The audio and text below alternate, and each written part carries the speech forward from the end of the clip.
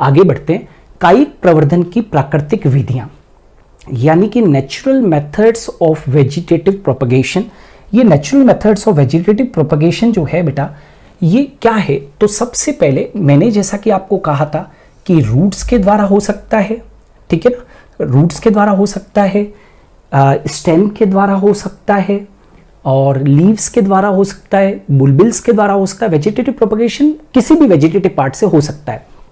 अब मैं यहां पर सबसे पहले पढ़ा रहा हूं कि रूट्स भी वेजिटेटिव प्रोपगेशन में भाग ले सकती है, मूल भी कायिक प्रवर्धन में भाग ले सकती है। तो यहां पर देखो, नए पादपों का निर्माण अपस्थानिक कलिकाओं द्वारा होता है। यहां पर क्या होता है? रूट्स के अंदर बेटा अपस्थानिक कलिकाएं होती है। अपस्थानिक कलिकाएं समझते हैं क्या होता है? एडवेंटिशियस बड्स होती है, ठीक है। रूट्स के ऊपर कुछ रूट्स ऐसी होती है बेटा जिनके अंदर एडवेंटिशियस बड्स होती है, अपस्थानिक कलिकाएं होती है, और यही अपस्थानिक कलिकाएं नए पादप को क्या देती है? जन्म देती है, ठीक है। अच्छा, कई बच्चों के मेरे पास में प्रश्न आते हैं कि रूट्स तो सर अलग अलग होती है, रूट्स तो सर टैपरूट भी होती है, रूट तो टैपरूट भी होती है। टैपरूट समझते हो ना बेटा? मुसला मूल, रूट तो मुसला मूल भी हो सकती है, और सर रूट तो एडवेंटिशियस भी हो सकती है, एडवेंटिशियस भी हो सकती है। एडवेंटिशियस का मतलब होता है अपस्थानिक मूल, अपस्थानिक मूल। तो प्रश्न उठता है कि क्या सर टैपरूट और एडवेंटिशियस रूट दोनों ही वेजिटेटिव प्रोपगेशन में भाग ले सकती है? तो यस, मेरा आंसर है कि रूट्स चाहे टैपरूट हो चाहे एडवेंटिशियस रूट हो, मुसला मूल हो बेटा या फिर एडवेंटिशियस रूट हो, रूट्स भी वेजिटेटिव प्रोपगेशन में पार्टिसिपेट कर सकती है। और रूट्स के ऊपर, जिन रूट्स के ऊपर अपस्थानिक कलिकाएं पाई जाती है, जिन रूट्स के ऊपर अपस्थानिक कलिकाएं पाई जाती है, केवल वही रूट्स वेजिटेटिव प्रोपगेशन में भाग ले सकती है। जैसे कि यहां पर आपके सामने दो एग्जाम्पल मैंने दे रखे हैं अच्छे। डेलबर्जिया सीसो एक वानस्पतिक नाम है। इसको आम भारत की भाषा में मैं कहूं तो आपने शीशम का नाम जरूर सुना होगा। शीशम की वुड होती है ना बेटा, जिससे सबसे सर्वश्रेष्ठ वुड होती है, जिससे दरवाजे खिड़कियां वगैरह बनते हैं। तो उनकी मूल के ऊपर अपस्थानिक कलिकाएं पाई जाती है और नया पादप का ये निर्माण कर सकती है, ठीक है। दूसरा सबसे बेहतरीन एग्जाम्पल है स्वीट पोटैटो। स्वीट शीशम की तो जड़ आपने देखी नहीं होगी, लेकिन स्वीट पोटैटो, शकरकंद सभी ने देखा है। शकरकंद के ऊपर अपस्थानिक कलिकाएं पाई जाती है, शकरकंद के ऊपर अपस्थानिक कलिकाएं पाई जाती है, राइट, और वो वेजिटेटिव प्रोपगेशन में पार्टिसिपेट करती है। क्लियर है? तो रूट्स बताओ पार्टिसिपेट कर सकती है।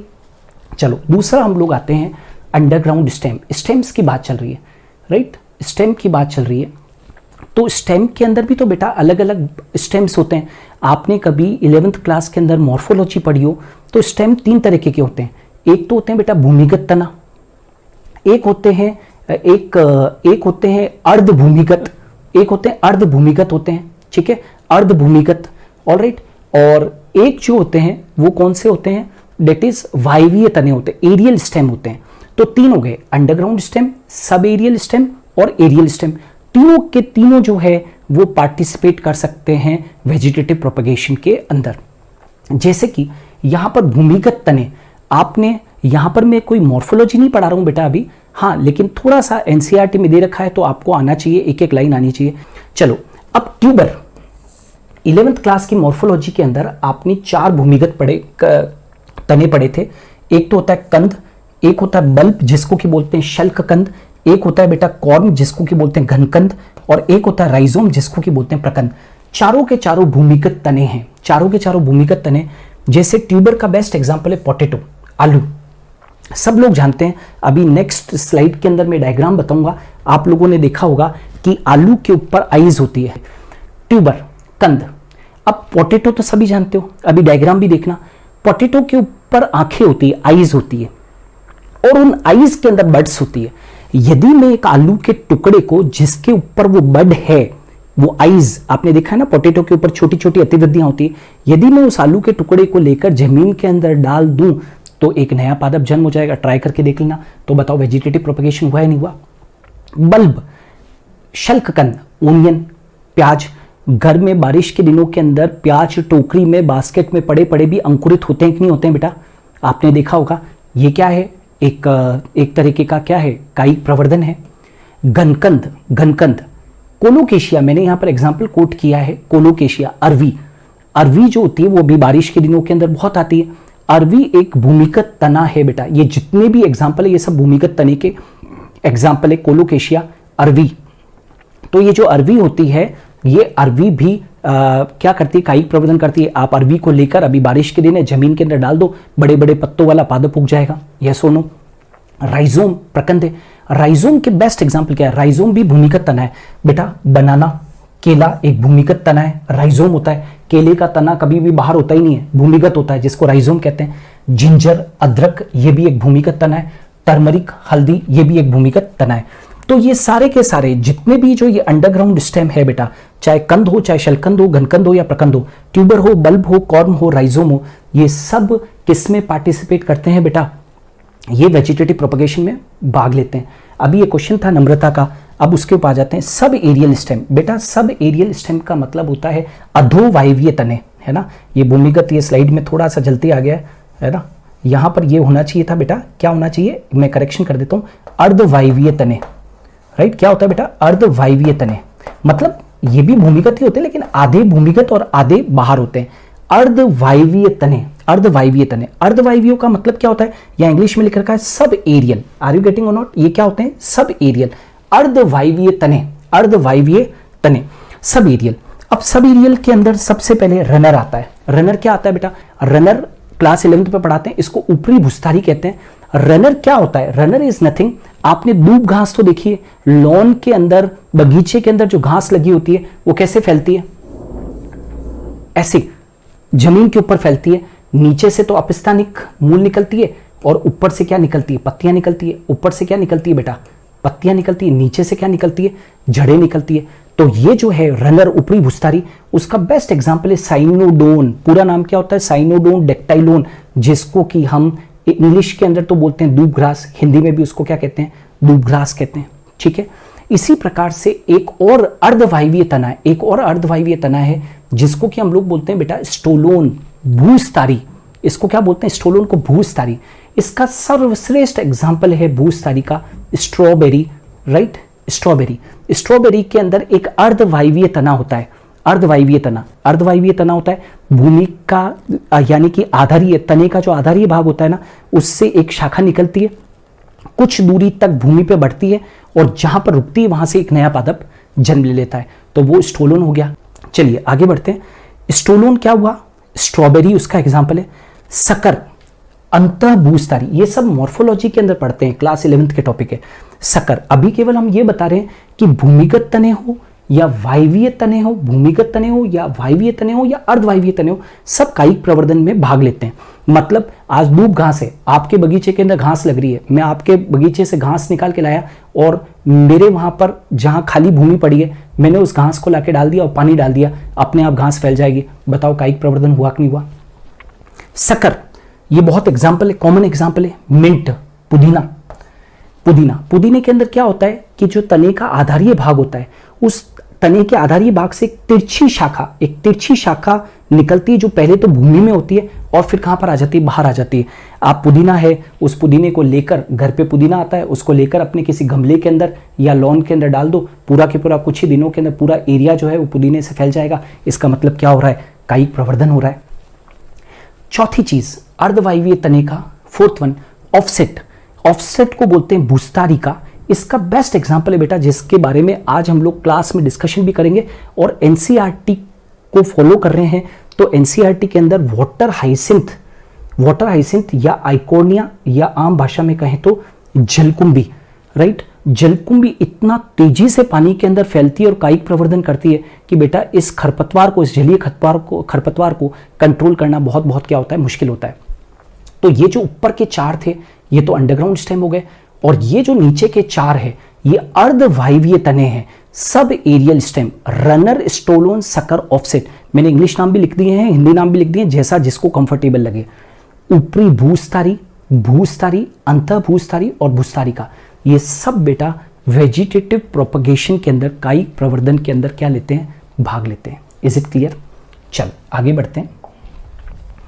अब वेजिटेटिव प्रोपगेशन के लिए एक और चीज बहुत इंपॉर्टेंट है बेटा, और वो है दैट इज बुलबिल्स। ये बुलबिल्स बहुत इंपॉर्टेंट है। बुलबिल्स या पत्रकंद, अभी मैं इसका डायग्राम भी बताऊंगा, और ये सबको आपको आना चाहिए, ठीक है। अब आ जाते हैं पत्रकंद, जिसको बुलबिल कहते हैं। बेटा इससे मैंने देखा है, मेरे एक्सपीरियंस के बिहाफ के ऊपर मैंने इसके ऊपर बुलबिल्स के ऊपर क्वेश्चन पूछते हुए एग्जाम के अंदर देखा है, पूछते हैं इसके ऊपर। अभी हम लोग एक डायग्राम भी देखेंगे नेक्स्ट स्लाइड के अंदर। यह बहुकोशिकीय मांसल कलिकाएं हैं। ये बेटा कैसे होती है? मल्टी सेल्यूलर फ्लैशी बर्ड से। ये यहां पर इंग्लिश में लिख देते हैं। ये कैसी है बेटा? Multi cellular. ये मल्टी सेल्यूलर फ्लैशी बर्ड्स होती है बेटा। वास्तव में ये बर्ड्स है, फ्लैशी बर्ड्स से होती है। ये और कुछ नहीं, ये बर्ड्स ही है। बुलबिल्स क्या होती है? एक प्रकार की मल्टी सेल्यूलर फ्लैशी बर्ड्स है जो पुष्पीय अक्ष पर विकसित होती है। पुष्पीय अक्ष बोले तो फ्लोरल एक्सिस। फ्लोरल एक्सिस के ऊपर क्या होती है बेटा? ये विकसित होती है, और ये वेजिटेटिव प्रोपगेशन में भाग लेती है। राइट, क्या कहा मैंने? ये बहुकोशिकीय मांसल कलिकाएं हैं। These are multi cellular fleshy birds, right. और ये कहां पर डेवलप होती है? फ्लोरल एक्सिस के ऊपर, यानी कि पुष्पीय अक्ष के ऊपर विकसित होती है। And they participate in the कायिक प्रवर्धन, या जिसको कि वेजिटेटिव प्रोपगेशन कहते हैं, ठीक है। अच्छा, एक चीज याद रखना, वास्तव में ये जो पत्रकंद होते हैं ना, वास्तव में पत्रकंद यानी कि बुलबिल्स पुष्पीय कलिका के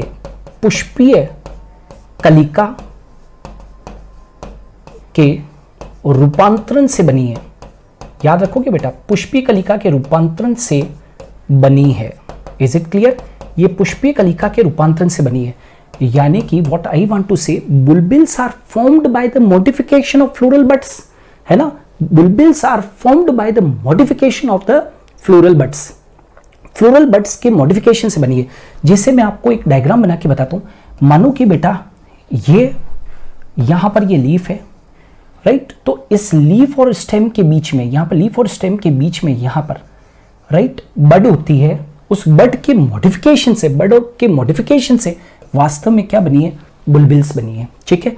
और याद रखना, ये पुष्पीय अक्ष से संलग्न रहते हुए अंकुरित हो जाती है। ये पुष्पीय अक्ष के ऊपर डेवलप हुई थी ना, मैंने क्या कहा था? They have been developed on floral axis. तो बेटा जब ये कायिक प्रवर्धन करती है, तो कायिक प्रवर्धन करते वक्त में पुष्पीय अक्ष से अलग नहीं होती है, ये पुष्पीय अक्ष से संलग्न रहते हुए अंकुरित होती है। Means they are attached to the floral axis. ये फ्लोरल एक्सिस के ऊपर अटैच रहते हुए ही, उसके ऊपर जुड़े हुए ही कायिक प्रवर्धन करने लग जाती है। Are you getting or not? ये पुष्पीय अक्ष से संलग्न रहते हुए ही अंकुरित हो जाती है। इसको हम क्या बोलते हैं मालूम है? जरायुजता। ये थोड़ा सा कॉम्प्लेक्स है। एक बार आरएएस के अंदर ये क्वेश्चन पूछा गया था कि क्या बुलबिल्स के अंदर जरायुजता पाई जाती है? जरायुजता का मतलब समझते हो? वीवी पैरिटी। जैसे हम लोग क्या है? जरायुज है ना, वैसे ही पादपों के अंदर भी जरायुजता पाई जा रही है। मतलब ये जो पुष्पीय अक्ष से संलग्न रहते हुए, बहुत इंपॉर्टेंट पॉइंट बता रहा हूं, पुष्पीय अक्ष से संलग्न रहते हुए ये अंकुरित हो रही है। Are you getting? जैसे एक मां के गर्भाशय के अंदर बच्चे का विकास होता है ना, वैसे उसको क्या कहते हैं? जरायुजता कहते हैं, ठीक है। वैसे यहां पर पुष्पीय अक्ष से संलग्न रहते हुए क्या हो रहा है? अंकुरन हो रहा है। तो इसको हम क्या बोलते हैं बेटा? जरायुजता कहते हैं। और कभी भी एग्जाम के अंदर कभी भी प्रश्न पूछ सकते हैं, बुलबिल का सर्वश्रेष्ठ उदाहरण कौन है बेटा? अघेव, है ना। बुलबिल का सबसे बेस्ट एग्जाम्पल कौन सा है? अघेव है। Are you getting or not? समझ में आ गया बेटा? चलो अब आ जाते हैं कायिक प्रवर्धन में और क्या क्या भाग ले सकती है। अभी तक मैंने पढ़ाया कायिक प्रवर्धन मूल के कारण, मूल से हो सकता है, कायिक प्रवर्धन तनों से हो सकता है, कायिक प्रवर्धन बुलबिल से हो सकता है, ठीक है। और कायिक प्रवर्धन पत्तियों से भी हो सकता है। और पत्तियों में बेस्ट एग्जाम्पल जो आपके सामने आ रहा है कि पत्तियां भी वेजिटेटिव प्रोपगेशन में पार्टिसिपेट कर सकती है। The best example is bryophyllum. सबसे बढ़िया जो एग्जाम्पल है वो कौन सा है बेटा? ब्रायोफिल्म का है, ठीक है। एक एग्जाम्पल लेके देखते हैं हम लोग। ब्रायोफिल्म का एक एग्जाम्पल लेते हैं। देखो कैसे, आपने ब्रायोफिल्म की पत्ती देखी होगी बेटा। ब्रायोफिल्म की पत्ती इस प्रकार से होती है, देख पा रहे हो? ये क्लियर है? इस प्रकार की पत्ती होती है ब्रायोफिल्म की, ऐसी, राइट। इस ब्रायोफिल्म की पत्तियों के किनारों पर, ब्रायोफिल्म तो सब जानते हो ना, ब्रायोफिल्म को हम क्या कहते हैं बेटा, पत्थर चट्टा कहते हैं, पत्थर चट्टा कहते हैं। इसकी पत्तियों के किनारों पर अपस्तनिक कलिकाएं पाई जाती है। पत्तियों के किनारों पर, ये जो पत्ती के किनारे ना बेटा, यहाँ पर ये जो पत्ती के किनारे हैं, ये जितने भी किनारे हैं, किनारों के ऊपर खांचे पाई जाती है, राइट। इन पत्तियों के किनारों पर अपस्थानिक कलिकाएं पाई जाती है। अपस्थानिक कलिकाएं लिख दूं यहाँ पर, एडवांटेशियस बड्स पाई जाती है यहाँ पर। तो ये तो एडवांटेशियस बड्स है, ये देखो यहाँ पर एडवांटेशियस बड्स है। अब यहाँ पर एडवांटेशियस बड्स से नीचे की तरफ तो क्या निकलती है बेटा, रूट्स निकलती है, और ऊपर की तरफ क्या हो जाता है, नए पादप का, ये देखो नया पादप बन जाता है यहाँ पर, राइट। अब समय के साथ में क्या होगा, ये जो पत्ती है ये तो डिके हो जाएगी, डिके समझते हो ना, सड़ जाएगी। आप एक पत्थर चिट्टी के पत्ती को लेकर जमीन के अंदर डाल दो, कुछ ही दिनों के अंदर देखोगे कि जितने पत्ती के कॉर्नर से उन सब से नए पादप विकसित हो जाएंगे। तो समय के साथ में पत्ती तो डिके हो जाएगी, सड़ जाएगी, लेकिन ये वाले जो हैं, ये सारे के सारे जो पादप हैं, ये सारे के सारे यहां से, ये जितने भी कॉर्नर्स हैं, इन सब से नए पादप क्या हो जाएंगे बेटा, विकसित हो जाएंगे।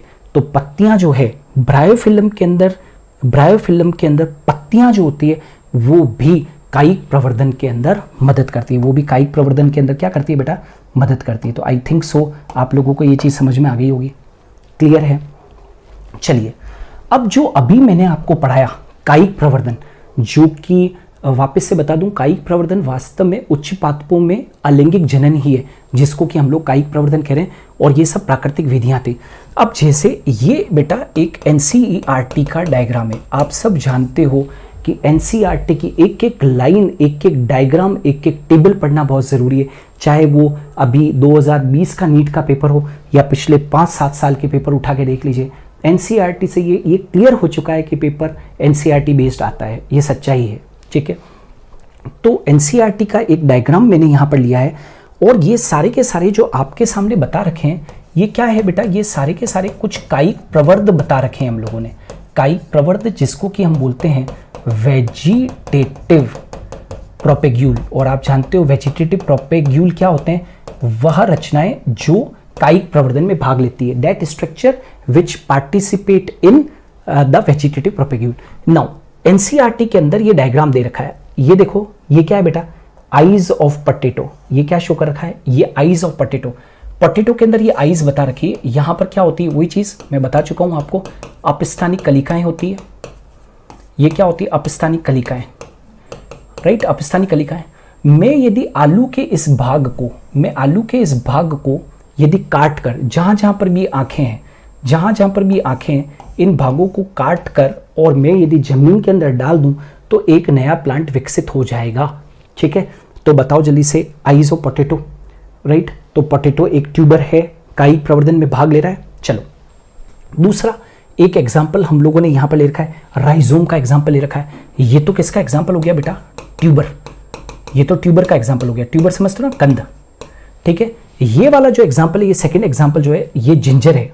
ये क्या शो कर रखा है बेटा, जिंजर, जिंजर बोले तो अदरक, राइट। और अभी जस्ट बता दिया है कि अदरक एक भूमिगत, ये एक भूमिगत तना है, जिसको कि हम क्या बोल देते हैं, राइजोम, या जिसको कि बोल देते हैं प्रकंद, क्लियर है बेटा। अदरक को लेकर आप जमीन के अंदर डाल दो, पूरा की पूरा एक नया प्लांट विकसित होगा।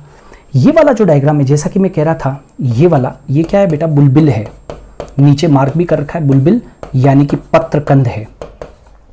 और ये बुलबिल का सर्वश्रेष्ठ एग्जाम्पल क्या है बेटा, एगेव, जो अपने ने डिस्कस किया। ये वाला जो है, ये वाला डायग्राम, ये क्या है बेटा, ये वाला जो डायग्राम है, ये ब्रायोफिल्म का है। ब्रायोफिल्म, ब्रायोफिल्म समझते हो ना, पत्थर चिट्टा।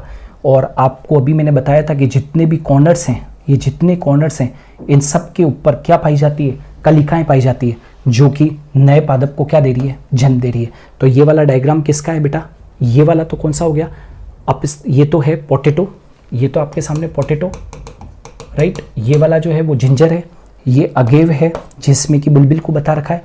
ये क्या है, that is known as bryophyllum, ये ब्रायोफिल्म नीचे मेंशन भी कर रखा है, ब्रायोफिल्म। और ये वाला जो है एक जलीय खरपतवार है, एक्वेटिक वीड है।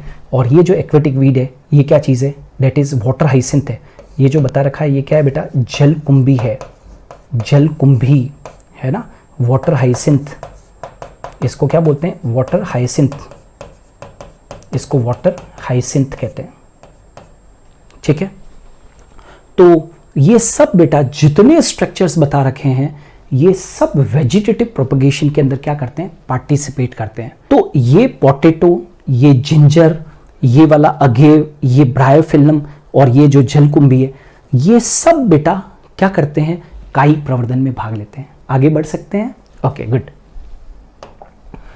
नाउ अब बिफोर एसेक्सुअल रिप्रोडक्शन को आज हम लोग खत्म करें, आज की क्लास में हम लोग अलैंगिक जनन को बेटा पूरा कंप्लीट कर लेंगे। अलैंगिक जनन आज कंप्लीट हो जाएगा। तो लास्ट में कायिक प्रवर्धन के क्या लाभ है, ये जो हायर प्लांट से उच्च पादप है उसमें जो ये अलैंगिक जनन हो रहा है जिसको कि आप कायिक प्रवर्धन कह रहे हो, उसके लाभ क्या क्या है, ये एनसीईआरटी में नहीं दे रखा है। तो कभी कभी जब क्रॉस क्वेश्चंस आते हैं तो आपको उसमें मदद मिलेगी।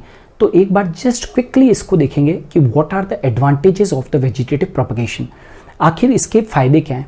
तो देखो बेटा एक बात बताओ, अभी तक जितने एग्जाम्पल दिए कहीं पर भी मैंने सीड को काम में लिया क्या, बीज को काम में लिया क्या? आमतौर के ऊपर क्या धारणा होती है कि बीज को डालेंगे नया पादप उगेगा, यही होता है ना। आम धारणा क्या है कि भाई बीज को डालो जमीन के अंदर, एक नया प्लांट उगेगा, ठीक है। लेकिन बीज रहित पादपों में जनन की ये एकमात्र विधि है। बीज रहित मतलब समझते हो ना बेटा, सीडलेस प्लांट्स। जो सीडलेस प्लांट्स है उसके अंदर जनन की एकमात्र विधि कौन है, डेट इज कायिक प्रवर्धन, या जिसको कि वेजिटेटिव प्रोपगेशन कहते हैं, ठीक है। ये एकमात्र विधि है, मानते हो इस बात को। आज मुझे एक बात बताओ, आज जैसे गुलाब है तो गुलाब की कटिंग को लगाया जाता है, आपने कभी देखा है क्या कि गुलाब को कोई बीज डाल के लगा रहा है? नहीं, गुलाब की कटिंग को डाल दो, जमीन के अंदर नया पादप उग जाएगा। Are you getting or not? तो ये बीज रहित पादपों में जनन की एकमात्र विधि है। दूसरा, आनुवंशिक रूप से समान संततियों की उत्पत्ति, जेनेटिक यूनिफॉर्मिटी। मैं एक एग्जांपल दे रहा हूं, क्या चीज? Genetic uniformity. याद रखना, कायिक प्रवर्धन से उत्पन्न जो पादप होते हैं, जो संततियां होती है, जो प्रोजेनीज होती है, वो आनुवंशिक रूप से क्या होती है, समान होती है। They are uniform genetically, they are uniform genetically. ये यूनिफॉर्म होती है बेटा, जेनेटिकली ये क्या होती है, यूनिफॉर्म होती है ना। जेनेटिकली मतलब ये है तो एसेक्सुअल रिप्रोडक्शन है ना बेटा, कायिक प्रवर्धन एक प्रकार का एसेक्सुअल रिप्रोडक्शन ही तो है। तो उससे उत्पन्न संततियां जो होगी वो जेनेटिकली कैसी होगी, यूनिफॉर्म होगी। नाउ रैपिड मल्टीप्लिकेशन से गुणन, द्रुत गति से गुणन होता है। वेजिटेटिव रिप्रोडक्शन जो होता है वो बहुत फास्ट होता है बेटा। एक तो क्या होता है, आप बीज को जमीन के अंदर डालो, फिर बीज का बीजोल फटेगा, फिर एक छोटा सा प्लांटलेट बाहर निकलेगा, फिर वो पादप में विकसित होगा, right. Root, stem, leaf develop होगी, तब कहीं जाके पूरा होता है प्लांट का डेवलपमेंट। यहां पर ऐसा नहीं है, रैपिड मल्टीप्लिकेशन से गुणन होता है। यहां पर द्रुत गति से क्या होता है, पादपों के अंदर गुणन होता है। इसलिए मतलब प्लांट्स, ढेर सारे प्लांट्स कुछ ही समय के अंदर बन जाते हैं। नाउ एक खास बात, उत्तक संवर्धन। उत्तक संवर्धन समझते हो बेटा? टिश्यू कल्चर है ना, टिश्यू कल्चर। टिश्यू कल्चर के द्वारा कायिक प्रवर्धन करवाने से रोग मुक्त पादप उत्पन्न होते हैं। टिश्यू कल्चर को हम चाहें तो माइक्रो प्रोपगेशन भी कह सकते हैं। अभी इसको यहां पर डिस्कशन नहीं करूंगा, लेकिन याद रखना, जो टिश्यू कल्चर या जो माइक्रो प्रोपगेशन है ना, या जिसको कि हम लोग शुष्क प्रवर्धन कहते हैं, शुष्क प्रवर्धन, वास्तव में बेटा ये जो शुष्क प्रवर्धन है ये एक artificial method of vegetative reproduction है। ये artificial method of vegetative reproduction है। ये artificial method of vegetative reproduction है। माइक्रो प्रोपगेशन के द्वारा मैं कुछ ही समय के अंदर लेबोरेटरी के अंदर बहुत सारे पादपों को उत्पन्न कर सकता हूं, और वो भी रोग मुक्त पादपों को उत्पन्न कर सकता हूं। तो उत्तक संवर्धन के द्वारा कायिक प्रवर्धन यानी कि वेजिटेटिव प्रोपगेशन करवाने से रोग मुक्त पादप क्या होते हैं, उत्पन्न होते हैं। मैं एक छोटा सा एग्जांपल देता हूं। मान लीजिए एक चंदन का पेड़ है और वो किसी संक्रमण के कारण खत्म होने की कगार पर है। तो मैंने क्या लिया कि चंदन के किसी एक भाग को, उसके ट्विग को लेकर, है ना, एक टहनी को लेकर मैंने वेजिटेटिव प्रोपगेशन से प्लांट बना दिया। अब मान लीजिए वो प्लांट जो है वायरस से इन्फेक्टेड था, लेकिन मैंने लेकर उसके एक भाग को लेकर और बहुत सारे प्लांट बना दिए। तो उत्तक संवर्धन के द्वारा हम रोग मुक्त पादप उत्पन्न कर सकते हैं। मतलब डिजीज फ्री प्लांट्स को हम टिश्यू कल्चर के द्वारा प्रमोट कर सकते हैं, बना सकते हैं। इज इट क्लियर और नॉट?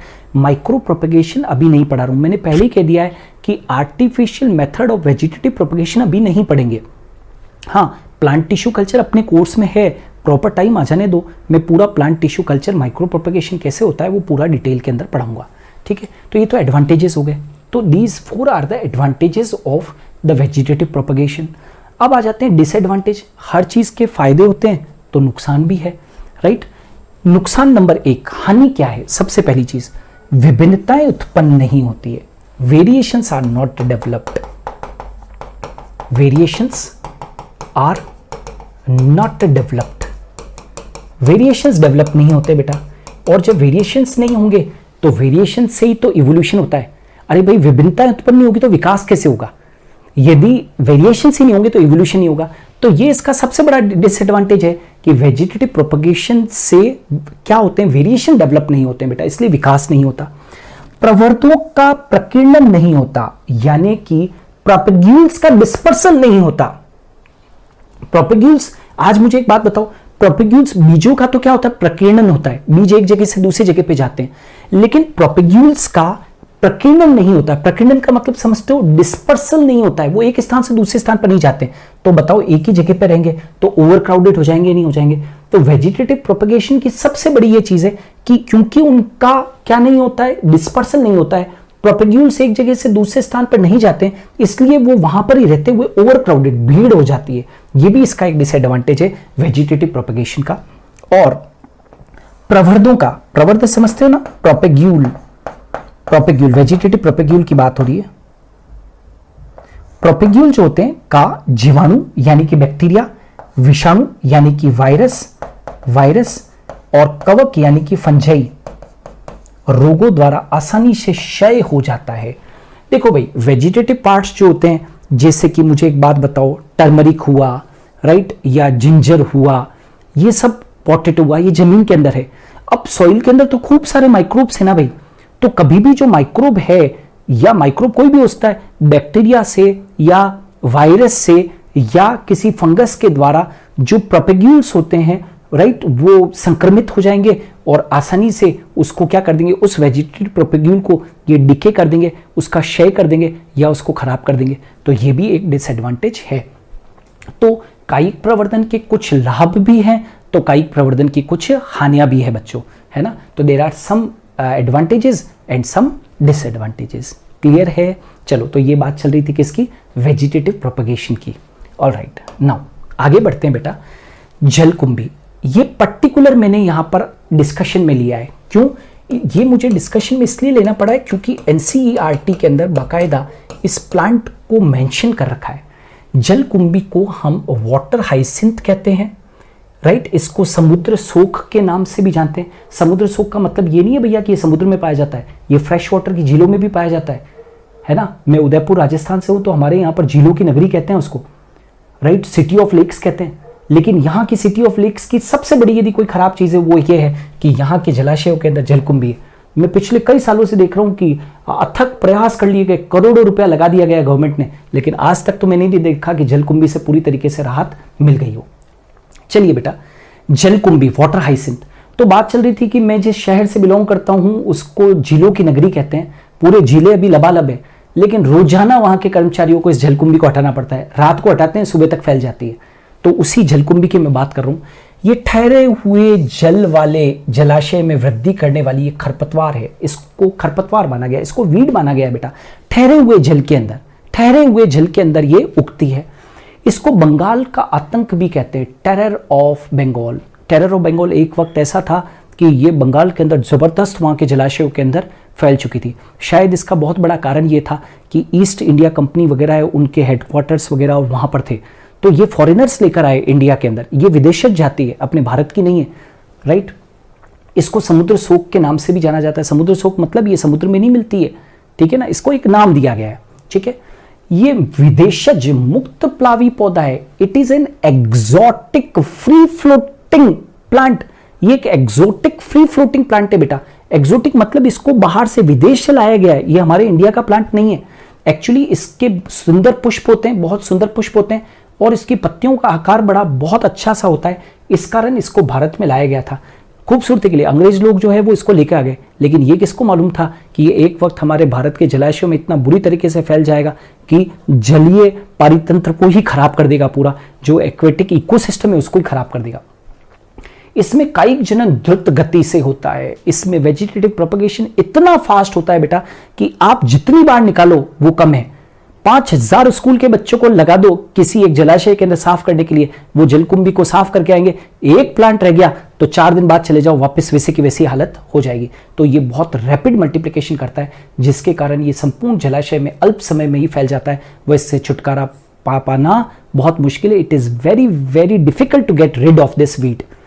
ये जलाशय में क्या करता है, इससे हमको हानि क्या है, ये जलाशय में प्रकाश भेदन क्षमता को कम कर देता है, पूरे जलाशय को ये कवर कर देता है। तो जलाशय के अंदर बेटा जो प्रकाश जाना चाहिए वो नीचे नहीं जा पाता है, और जल से ऑक्सीजन की कमी को ये क्या करता है, वह जल से ऑक्सीजन को क्या कर लेता है, खींच लेता है। ये ऑक्सीजन को जल से क्या कर लेती है, खींच लेती है। और नेचुरली कि जब जलाशय के अंदर ऑक्सीजन की कमी हो जाएगी तो कई सारे मछलियां और कई सारे जलीय जंतु जो हैं उनकी क्या हो जाएगी बेटा, मृत्यु हो जाएगी। Is it clear? तो ये जो टेरर ऑफ बंगाल है या जिसको कि आइकोनिया कहते हैं, वाटर हाइसिंथ, ये बहुत इंपॉर्टेंट है, आपके प्रैक्टिकल के अंदर भी है। आ जाते हैं एक मुख्य बिंदु। ये मुख्य बिंदु बेटा मैंने इसलिए यहां पर दिया है, एनसीईआरटी का एक मुख्य बिंदु है, इसलिए मैंने यहां पर ज्वाइंट किया है। यहां पर गन्ना, अदरक, केला, आलू में पादपक है ना, पादप, ये जो प्लांटलेट जो होते हैं बेटा, पादपक किसको कहते हैं, प्लांटलेट किसको कहते हैं, छोटा प्लांट, स्मॉल प्लांट, कंफ्यूजन नहीं करना है। प्लांटलेट किसको कहते हैं, स्मॉल प्लांट, एक छोटे प्लांट को कहते हैं। तो गन्ना, अदरक, केला, आलू में प्लांटलेट्स की जो उत्पत्ति होती है, छोटे पादपों की जो उत्पत्ति होती है, कि उत्पत्ति का स्थल पर्व संधियां है। तो प्लांटलेट्स की उत्पत्ति का स्थल क्या है, पर्व संधि है, जो इन पादपों के रूपांतरित तनों में पाई जाती है। क्लियर? तो गन्ना, अदरक, केला, आलू में जो छोटे प्लांट्स, पादपक कहते हैं उनको या प्लांटलेट्स कहते हैं, इनकी उत्पत्ति का स्थल वास्तव में पर्व संधियां होती है, नोड्स होते हैं जो इन पादपों के रूपांतरित तनों के अंदर पाए जाते हैं। और ये पर्व संधियां यानी कि ये जो इन प्लांट्स के अंदर पाए जाने वाली जो नोड्स है, वो जब गीली मिट्टी, डैम्प सॉइल या जल के संपर्क में आती है तो क्या करती है बेटा, मूल उत्पन्न करती है, और इस प्रकार से नए पादप का क्या हो जाता है, जन्म हो जाता है। चलो नेक्स्ट आ जाते हैं बेटा, यहां पर आकर और इस रिप्रोडक्शन इन ऑर्गेनिज्म का एक फेज पूरा हो चुका है और एसेक्सुअल रिप्रोडक्शन पूरा हो गया है, अलैंगिक जनन पूरा हो गया है। और अब इस चैप्टर का सेकंड फेज आज स्टार्ट हो रहा है बेटा, और वो है दैट इज अवर, जिसको कि मैंने कहा है, क्या कहा, लैंगिक जनन। लैंगिक जनन आज स्टार्ट हो रहा है, सेक्सुअल रिप्रोडक्शन, बहुत इंपॉर्टेंट सेक्शन है लैंगिक जनन, सेक्सुअल रिप्रोडक्शन। अब अलैंगिक जनन पढ़ लिया है, और अब आप जो लैंगिक जनन पढ़ रहे हो उसके अंदर अंतर भी आपको मालूम होना चाहिए और बेसिक्स भी आपको मालूम होना चाहिए। Is it clear? सो इस प्रक्रिया में सेक्सुअल रिप्रोडक्शन के अंदर सबसे पहली चीज है, नर व मादा युग्मकों का निर्माण होता है। ये एसेक्सुअल रिप्रोडक्शन और सेक्सुअल रिप्रोडक्शन के अंदर सबसे बड़ी चीज है कि इस प्रक्रिया में नर व मादा युग्मकों का निर्माण होता है। Male and female gametes are formed in this process. आप सब जानते हो, मेल के द्वारा मेल गैमेट बनेगा, फीमेल के द्वारा फीमेल गैमेट बनेगा। यहाँ पर नर और मादा युग्मकों का निर्माण होता है। खूब सारा पढ़ेंगे, इसमें डिटेल में पढ़ेंगे युग्मकों के बारे में, ठीक है। दूसरा, इनका निर्माण एक ही जीव द्वारा या अलग अलग लिंग के दो पृथक जीवों द्वारा होता है। मतलब ये बताने की कोशिश है कि जो गैमेट्स का निर्माण होता है वो या तो मेल और फीमेल गैमेट का निर्माण एक ही जीव के द्वारा हो सकता है। एक ही जीव के द्वारा मतलब क्या हो गया, वो जीव कैसा हो जाएगा बेटा, उभयलिंगी। वो जीव कैसा हो जाएगा, उभयलिंगी, बाइसेक्सुअल या हर्मेफ्रोडाइट। अरे भाई, कई सारे जीव ऐसे हैं जो मेल और फीमेल गैमेट दोनों बना देते हैं। आज हाइड्रा की यदि मैं बाइसेक्सुअल वैरायटी को यदि देखूं मैं, तो हाइड्रा की बाइसेक्सुअल वैरायटी के अंदर टेस्टिस और ओवरीज दोनों एक ही जीव के अंदर है, वृषण भी है और अंडाशय भी है, तो स्पर्म और ओवम दोनों बनेंगे। Are you getting? तो नेक्स्ट हम लोग आते हैं कि इनका निर्माण एक ही जीव द्वारा या अलग अलग लिंग के दो पृथक जीवों के द्वारा भी हो सकता है। तो इनका निर्माण जो है या तो एक ही जीव के द्वारा भी हो सकता है या दो अलग अलग जीवों के द्वारा भी हो सकता है। जैसे हम ह्यूमन बींग्स का एग्जांपल लें, तो भाई हम ह्यूमन बींग्स हैं, तो हम लोग तो कैसे हैं, यूनिसेक्सुअल है ना बेटा, यूनिसेक्सुअल है, राइट। तो दो अलग अलग जीव होते हैं, मेल अलग है और फीमेल अलग है। फीमेल के द्वारा फीमेल गैमेट बनेगा, मेल के द्वारा मेल गैमेट बनेगा। तो कहने का मतलब है कि इनका निर्माण एक ही जीव के द्वारा हो रहा है या अलग अलग दो पृथक जीवों के द्वारा भी हो सकता है। तो युग्मक जो होते हैं एक ही जीव, मेल और फीमेल गैमेट एक ही जीव भी बना सकता है, यस, और अलग अलग जीवों से तो बनते ही हैं। अच्छा, फिर आ जाते हैं युग्मक आपस में जुड़कर क्या बनाएंगे, युग्मनज बनाएंगे। देखो भाई, हमेशा एक चीज याद रखना बेटा कि युग्मक जो होते हैं वो हमेशा अगुणित होते हैं। याद रखना ये बात, ये भूलना नहीं है। युग्मक जो होते हैं वो हैप्लॉइड होते हैं, गैमेट्स आर ऑलवेज हैप्लॉइड। और जब निषेचन होगा, मान लीजिए कि जब फर्टिलाइजेशन होगा तो n+n 2n, इतना तो सब लोग जानते हो, 10th क्लास से पढ़ रहे हो कि युग्मक जब आपस में जुड़ेंगे तो एक 2n स्ट्रक्चर बनेगा, और वो 2n स्ट्रक्चर क्या है, जाइगोट है। इस जाइगोट के बारे में 1-2 दिन के बाद में पूरा डिटेल में हम लोग पढ़ने वाले हैं, ठीक है। और इस जाइगोट से ही क्या बनता है, नया जीव बनता है। तभी तो कहते हैं कि जाइगोट जो होता है दो पीढ़ियों के बीच में कनेक्शन स्थापित करता है, दो पीढ़ियों के बीच में क्या करता है, कनेक्शन स्थापित करता है। आर यू गेटिंग, ठीक है। सो यह युग्मक आपस में जुड़कर युग्मनज बनाते हैं, जाइगोट बनाते हैं, और जाइगोट से नया जीव बनता है, ठीक है। अच्छा, ये जो बेटा लैंगिक जनन है, ये एक विस्तृत प्रक्रिया, इलोबरेट प्रोसेस है। ये कैसा प्रोसेस है बेटा, इलोबरेट,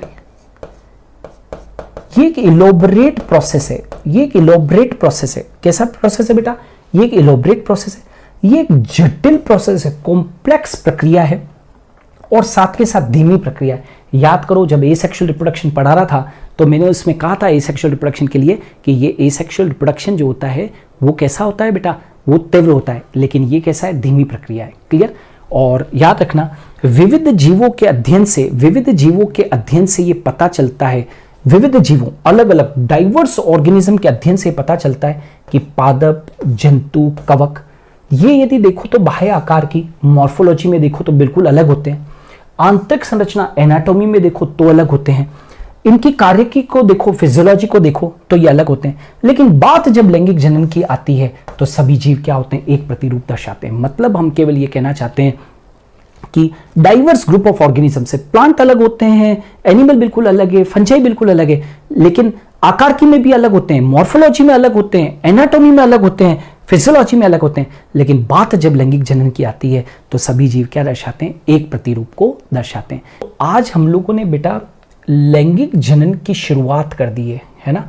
यहां से हम लोग कल की क्लास में यहां से पढ़ाएंगे कि सेक्सुअल रिप्रोडक्शन इन्वॉल्व्स 4 प्रोसेसेस। लैंगिक जनन में होने वाली ये जो 4 प्रक्रियाएं हैं इनको मैं कल पढ़ाऊंगा। आज लैंगिक जनन की स्टार्टिंग कर दी है। सो थैंक यू, अलविदा, आज के लिए इतना ही।